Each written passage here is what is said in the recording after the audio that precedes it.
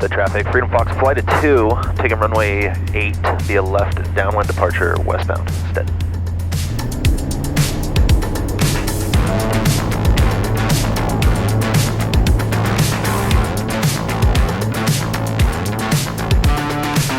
Brian, you want to go fingers? Trent's up. Brian's up. You've landed up at Stampede, right, Brian? Yeah, I've been up there a few times. With you that one time, the island, do a few beaches. Okay, yeah. The water level's higher than it was for sure last year.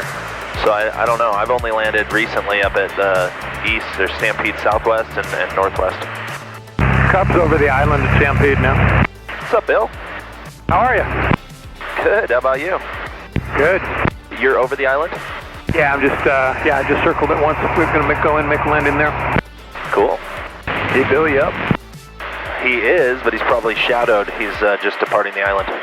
Where are you, Trent? Just north of Verdi Peak, kind of passing through that pass. You're right. There's a lot of boats in Stampede. Should probably meet up in that northwest corner. Copy that. Let's do northwest. Brian, I'm going to lose some altitude. Yeah, without ADS-B too, I gotta try to keep eyes on you. Bill, 7 o'clock high. Looking. Are you circling back for a landing over here, or are you going to head over to the south or northwest? Oh, I can go northwest. That was kind of rocky right down there where I just was. Yeah, I don't like the proximity of people and cars too, so I'm going to stay on this north shoreline. I'm now off to your 6, but if you turned right, you'd be behind me. Okay, I'm going to make a right turn over the lake and look for you. Your engine quits right now. Where are you going? Down. Yeah, back there I would have said swimming. Right now I could make the other shore. Do you guys feel like it's of value for you for me to do a pass first, or you just want to see me land?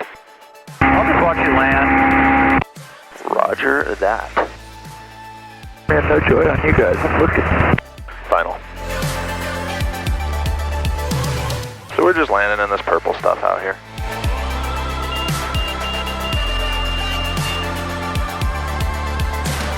And you can roll straight from where I was, almost another 1,000 feet. Just don't hit the logs.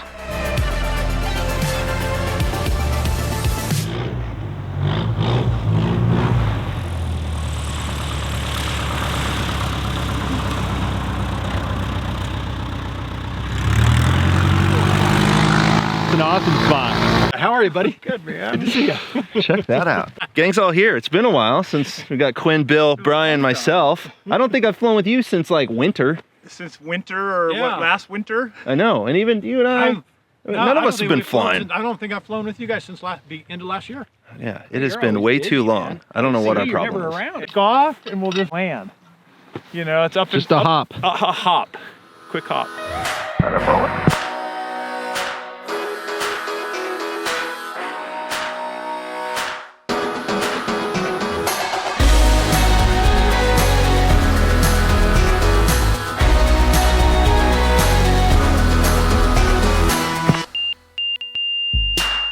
I'm gonna end up pushing out backwards. Just to the left of the, or just to the right of the dirt It's just track. littered with landings. You can It's go anywhere. endless. The other really good one here is one of my favorites right here. It's a no-go round. Is this guy? But you got the big rocks, and you land just past these big rocks, and it's about 400 feet. So Quinn, do you want to buzz around? Let me chase you with the FPV? Sure. Yeah, I got a few comments on my last video asking what FPV quad I've been using now. I'm actually back to the DJI FPV, but I'm running the Hero 10 Bones on the top. So the stripped down GoPro, pulled power off the main board, and got this little 3D printed mount. Yeah, shout out to the original Dobo on YouTube for getting me set up with this. This is a sweet little setup. What I like about it is it seems to fly longer as far as duration than my other like custom builds. And I really like having the ability to push it too far, and if it does go out of range, it has a return to home function. So am I hearing the water skiing debate happening right now? Debate, you know, because we're always going to have perfect water. So, you know, airspeed keeps us alive. We're going to ski across the water, and we're going to splash the wings and end up right up on the shore. Perfect, right? It's funny. I think this debate was just recently churned back up because the AOP, I'm sure you saw their article, where they call it dogfight, and they had two different differing opinions on water skiing. The first guy Hirschman and Kuntz. and that's the thing.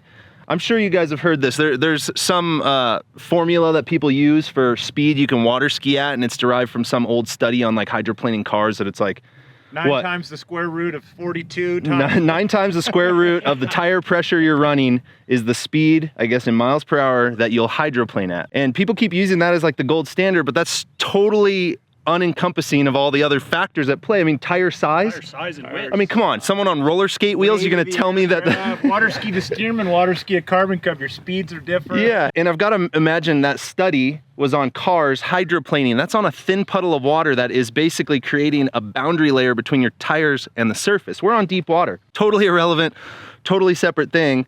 And then also, like, tell me this, what speed do you normally water ski at? Just depends. Yeah, but I mean, if you're gonna go just ski across the lake. Carbon Cub, probably about 45, 50. 45, 50, what do you stall at? I stall in the Cub about 30, 28, 30. So you're still flying. Yeah, you're flying. Why is that everyone thinks your tires touch the water and your wings shear off? And like all the weight of the aircraft's like, we're flying, dude. We're just touching big joke barely. Too is this whole, you know, if you lose an engine, where are you gonna go? The reality is we all fly super low and slow all the time.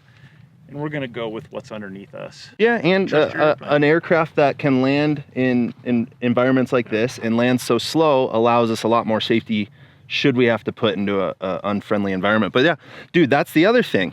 As you guys know, I got in trouble for water skiing. It was just a letter of warning. There was never a true legal ruling against me, and I still have yet to hear how the regulation actually applies. But what the inspector said was, if your engine quit, what would you do? And I'm like, well, I would water ski till the tail dropped, at which point I'd probably flip upside down and I'd be in a floating airplane to get out of. I said, tell me this, if I'm at 8,000 feet above Lake Tahoe, where am I going? I'm like, I'll go swimming every day over going into trees or traffic. Any day of the So, week. And at least get yourself to the shore so you can swim to it. Maybe you'll flip over, but the energy is going to be slow. But again, we're not advocating it. Don't go out and do it. yeah, It's if you're not something comfortable. that- Anyway, another thing too, if you did have an engine failure and you did have to ditch in the water, I will tell you that all of us are going to be a lot more qualified to do it from knowing how to water ski.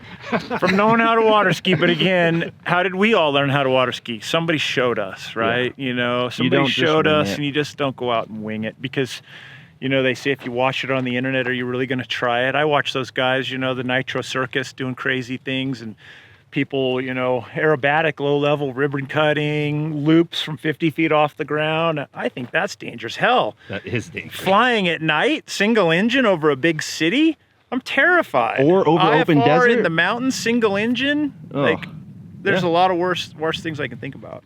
Yeah. If you don't like it, move on. Don't go water ski. Don't do it with passengers. And if you're gonna do that stupid stunt, you know, I hate that Lake Tahoe video that keeps popping up. I wish it would go away. Yeah. But that was 20 years ago. And, you know, it was fun at the time. And there's just no need for it. You don't need to do it, but it's a great skill to have in your bag of tricks. Another thing with the engine out, another last argument I have is what kills people in engine outs is not the engine quitting. It is losing control of their aircraft, stall spin. ADM. You got to fly it to the ground. Pretty hard to do that if you're already on the surface. Aeronautical decision making. Yeah. Like, make good decisions and don't be a dummy, and don't do it because you saw it on the internet. All right, that said, you want to go fly and I'll film you? I'll go fly for a little bit. Let's do it.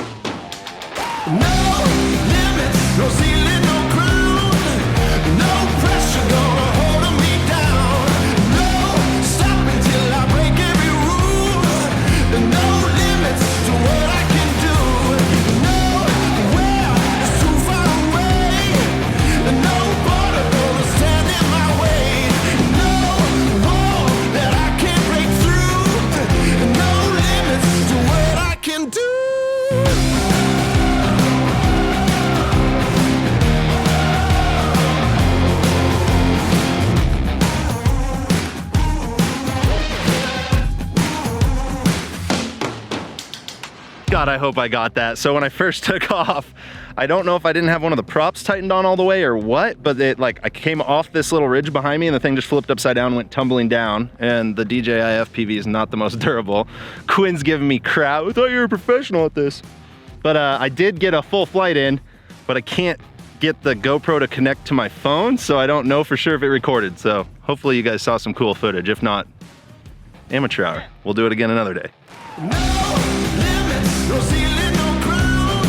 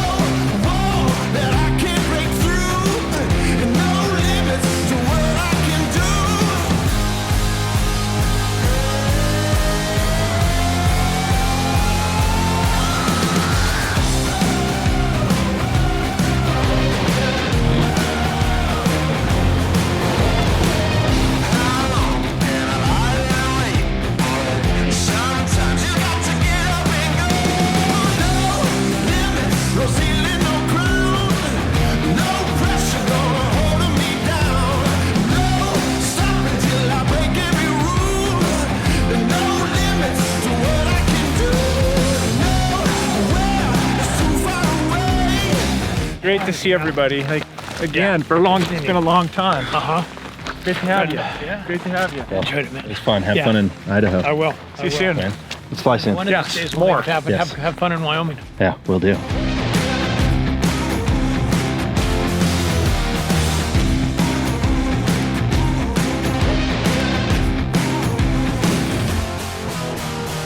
Hey guys, welcome back to the hangar.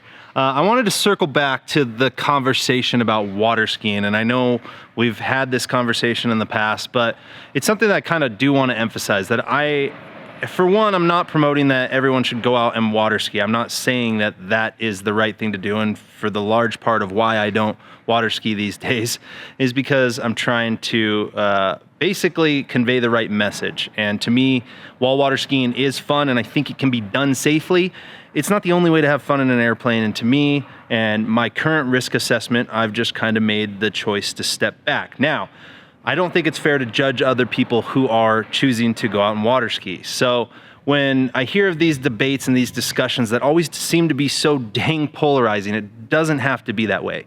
I think if you're someone that has the proper airplane, I'm talking some STOL airplane that is a tail wheel with large tires, and you have the skill set, like if you can go and grease a wheel landing every single time and you feel that you're ready to go do it and you can properly mitigate risks. Now, I'm saying that in the sense that yes, there are risks involved with water skiing, but there are risks involved with literally everything.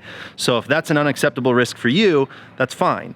If it's not for another person, that's fine. Again, every single thing we do in life, from the second we get out of bed to the time we go back to bed at night, there's going to be a risk assessment involved. So where you draw the line is on you.